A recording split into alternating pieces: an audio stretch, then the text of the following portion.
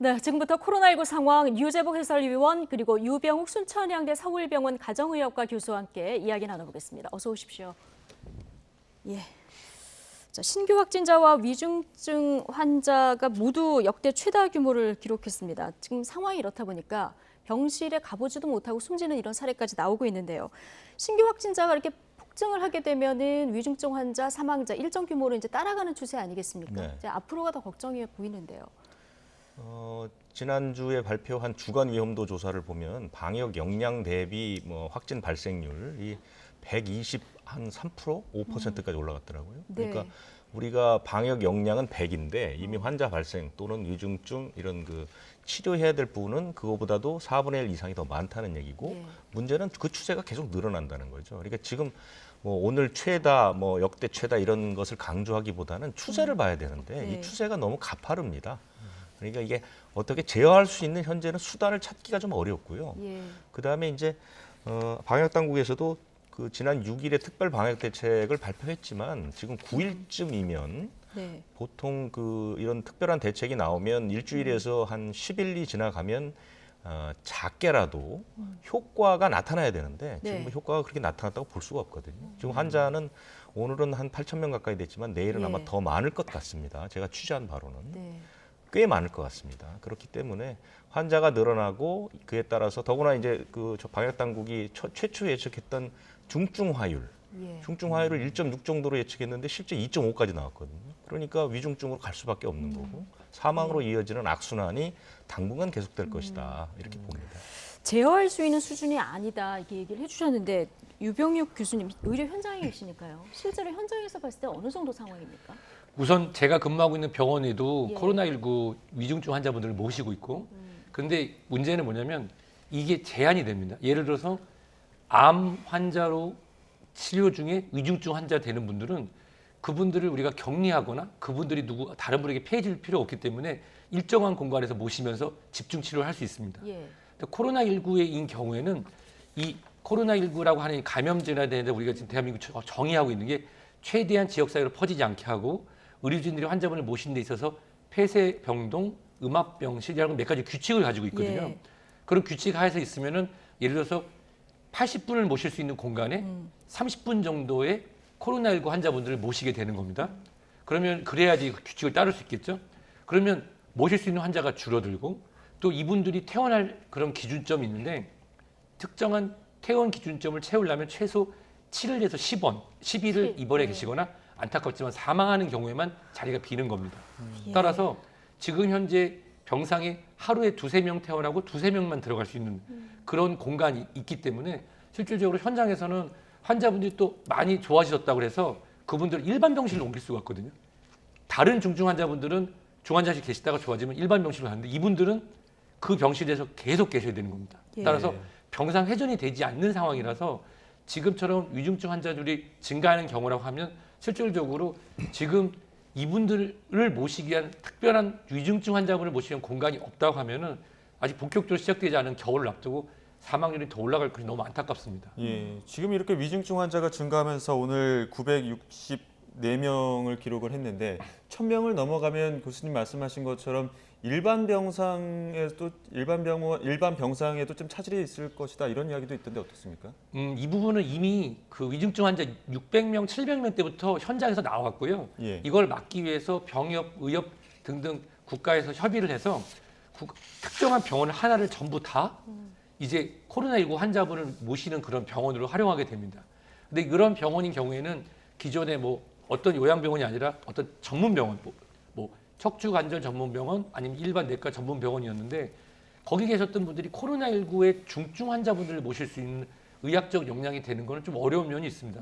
솔직히 저 이제 가정의학과 의사다 보니까 네. 제가 중증 환자분들을 중환자실에 직접 모시기는 제 역량이 부족합니다. 예. 이제 솔직히 저 역량이 부족합니다. 네네. 근데 현재 갑자기 병실을 늘려서 의료 인력을 늘린다고 해도 오랜 기간 동안 수련이 필요한 호흡기 중증, 중환자 환자분들을 모시는 의사 선생님 또 간호 선생님들이 숫자가 적다고 하면은 네. 위중증 환자 숫자가 늘어나면 그만큼의 사망자가 계속해서 늘어날 겁니다. 근데 저희가 이제 보수적으로 최악의 상황까지 대비를 해야 되는 거 아니겠습니까? 지금 뭐 병상뿐만 아니라 그렇다면 이제 인력도 굉장히 모자란 상황인데 지혜를 모아보자면 지금 현 상황에서는 그럼 어떻게 대응하는 것이 맞습니까? 우선은 재택 치료를 중심으로 하되 네. 재택 치료를 받기는 조금 위험하신 분들을 빠르게 병상 또는 생활치료센터에서 관찰할 수 있도록 하는 게 중요하거든요.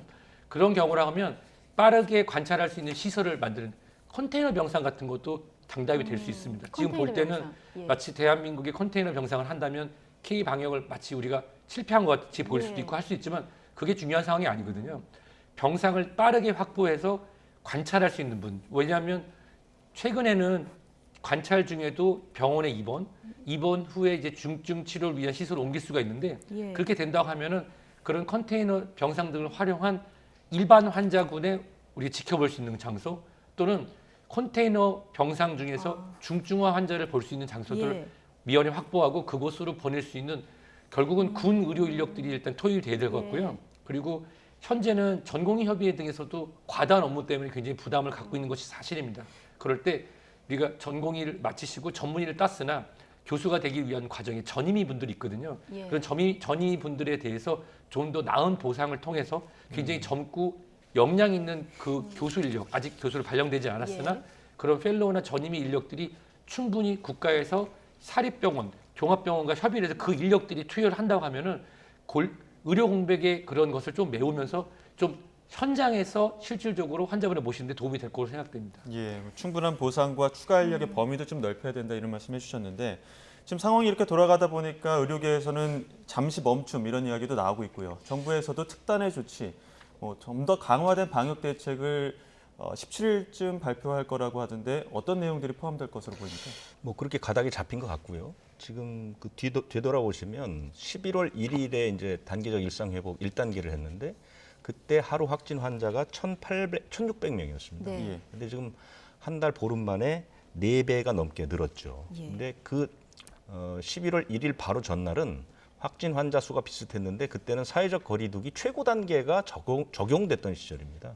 사적 모임도 뭐 4명, 6명이었고 영업 시간도 저녁에 늦게까지 사람들이 만나지 못하는 가장 강한 방역 대책을 했을 때 숫자가 2,000명이 되지 않았는데 지금은 이런 상태에 한 8,000명 정도가 나오고 뭐 더 많이 나올 수 있는 이런 상황이라면 예. 지금 그 4단계로 돌아가야 된다고 얘기하지만 저는 그거보다도 더 강력한 대책이 나올 수밖에 없다고 지난번에 우리가 경험했었던 4단계보다 더 봅니다. 강력한, 더 강력한 대책. 대책이 예. 나오지 않으면 그것은 네. 이제 기간의 문제가 있을 텐데요. 예. 예.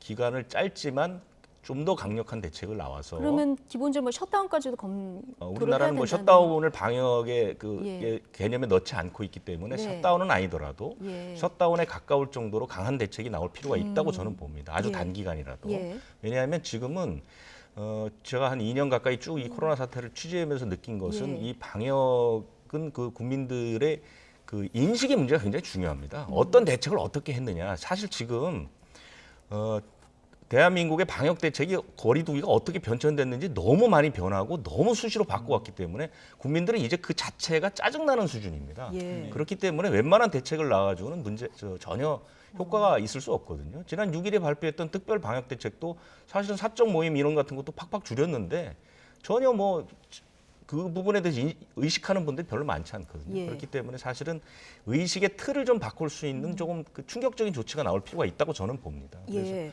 그 현재 그 방역 당국 내에서도 아마 두 가지가 좀 계속 충돌을 하고 있는 걸로 저는 취재를 하고 있는데요. 저와 같이 좀 더 짧지만 강한 대책을 내야 된다는 쪽과 아무래도 이제 경제 문제 쪽을 감안해서 너무 센 거는 조금 곤란하지 않느냐는 그런 의견들이 지금 충돌하고 있는 상황이라고 저는 알고 있는데요. 예. 저는 전자 쪽에 좀 무게를 두고 싶습니다. 지금 4단계 거리두기 단계 상황보다도 훨씬 심각한 상황이기 때문에 지금 4단계 거리두기 우리가 경험했던 것보다 훨씬 더 강한 대책이 나와야 된다고 얘기를 해주셨거든요. 지금 교수님 어떤 그 방역 대책들이 좀 실효를 거둘 수 있을까요? 우선 아직 오미크론이 우세종은 아니지만 네. 이 델타 변이의 우세종의 전파력은 이미 다 알고 계십니다.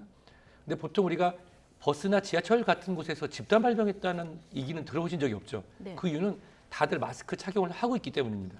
결국은 마스크를 벗고 대면하고 사람이 모일 수 있는 시간, 결국은 먹고 마시는 시간이 될 것 같습니다. 결국은 그랬을 때 한 사람의 감염 위험자가 8명하고 같이 밥을 먹는 거랑 예. 1명하고 같이 먹는 거는 그 전파 속도를 조절하는데 조절이 되겠죠. 그래서 사회적 거리두기 4단계에 준하는 것을 진행한다고 하면은 예를 들어서 사적 모임 2인까지 허용이라고 예. 하는 그런 초강수를 둬야 될 것 같습니다. 우리는 기억하고 있습니다. 2020년 겨울에 5명 이상 모이지 마라. 4인 그때 대한민국 사회가 받았던 충격도 컸지만 효과적이었습니다. 예. 그때는 예방접종도 없었고 치료제도 없었기 때문에 효과적으로 막아냈는데 지금 현재로는 민생과 방역에서 어떤 균형점을 잡느냐가 중요하겠는데 결국 이것이 하루 위중증 1,000명이 넘어가고 예. 제가 볼 때 아까 최혜솔 의원께서 말씀하셨지만 저는 계산해 보니까 내일 8,500에서 9,000명 정도 양성 확진자가 나올 것 같습니다. 그런데 그런 상황이 되면 이제 국민이 받는 그 쇼크도 굉장히 크면 예.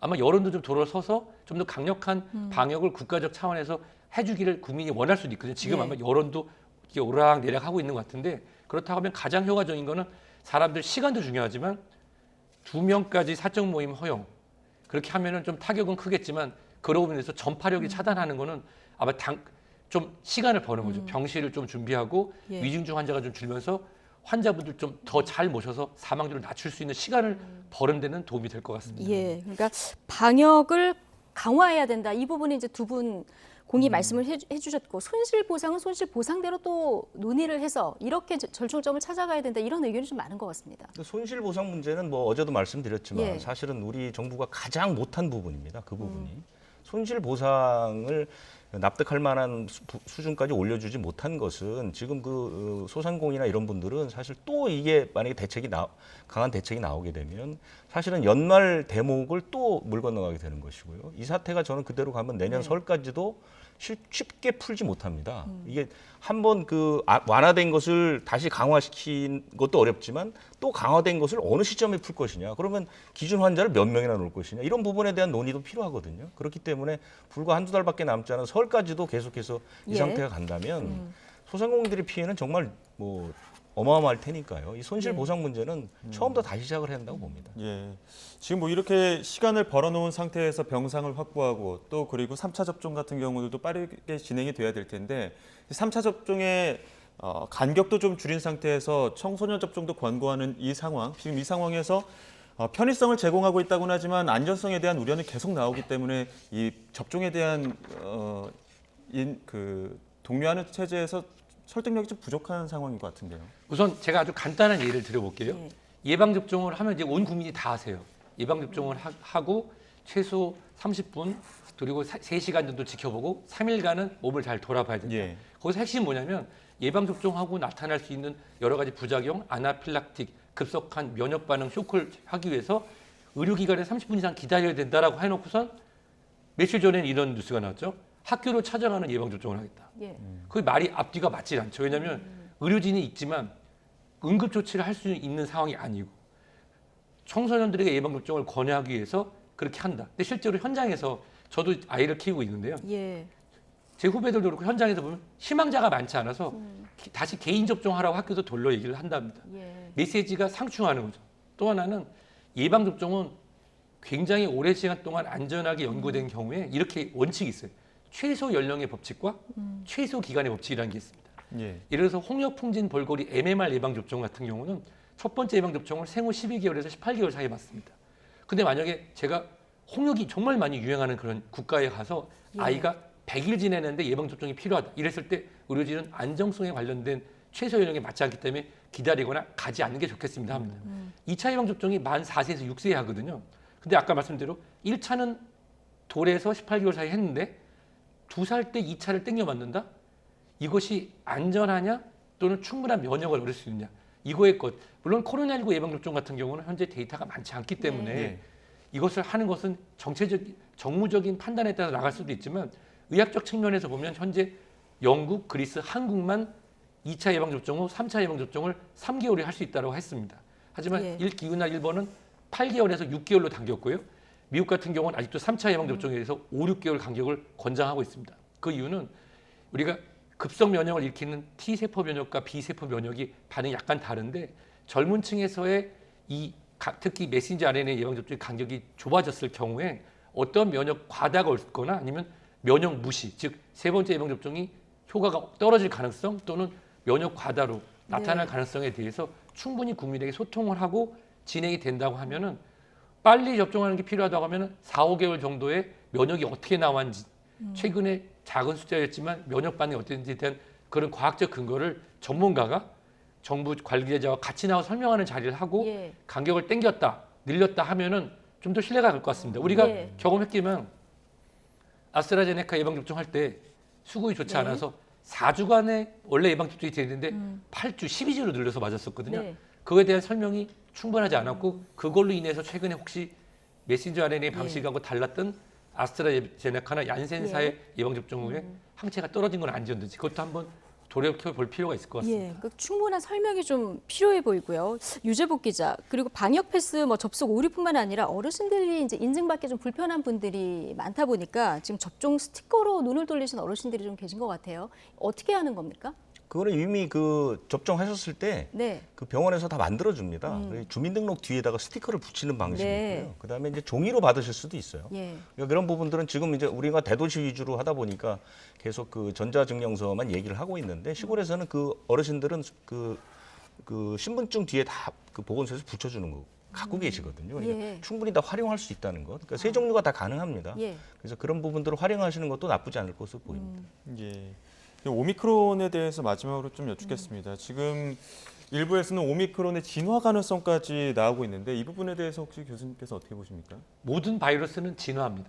예. 자신이 살아남기 위해서죠. 예. 우리가 처음에 중국에서 발견됐을 때는 우리가 S그룹, V그룹이라고 불렀던 건데 지금은 이미 다른 경쟁, 알파, 베타, 델타 등의 경쟁하고 져서 사라졌죠. 네. 즉 사람한테 감염시킬 능력이 떨어졌기 때문이죠. 그렇다고 하면 이 오미크론이라고 하는 것이 지금 이 스파이크 단백질 숫자가 많고 전파력이 강하고 영국에서 어제 발표한 얘기를 보면 이미 우세적으로 2주 안에 확산될 것이다. 델타보다 더 많을 것이라는 얘기가 나오는데요.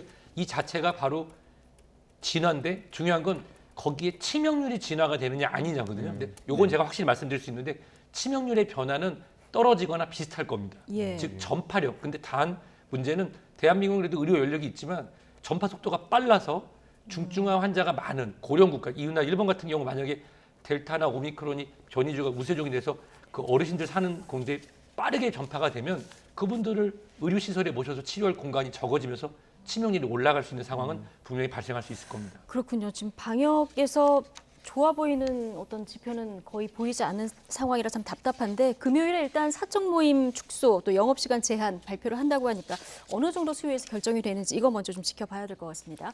자, 코로나19 상황 유재복 해설위원, 유병욱 순천향대 서울병원 가정의학과 교수 두 분과 함께했습니다. 고맙습니다.